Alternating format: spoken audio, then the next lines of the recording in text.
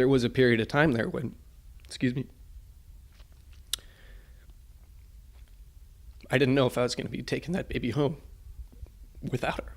Matthew Gibbons still gets choked up when he thinks about the night his youngest son Colin was born.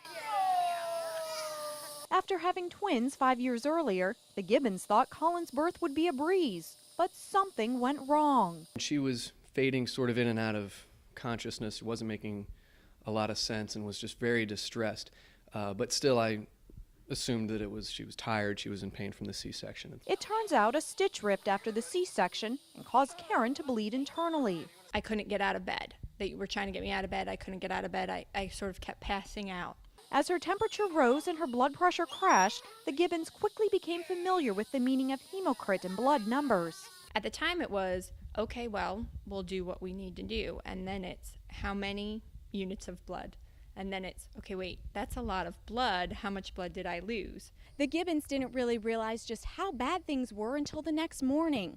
That's when they learned that Karen received 6 units of blood. She spent 9 days in the hospital, and it took her about a year to recover. We didn't know how scared to be until, I guess, we were pretty much out of the woods. And then once that happened, of course, we were terrified. Ready, set, go! Now at age 2, Colin is a constant reminder of how lucky this family is to be together, thanks to 6 strangers who donated blood. 6 people took an hour of their time out of their day, probably didn't think anything of it, for me to be able to be here today. So anytime I think about it, I want to cry. You 6 people I will never meet, but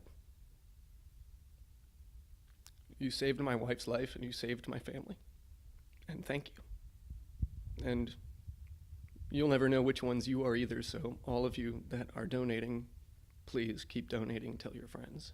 Both Karen and Matthew are frequent blood donors. It's their way of saying thank you and hopefully saving someone else's family the way donors save theirs. I'm Nancy Gay for Florida's Blood Centers, where local heroes are saving lives.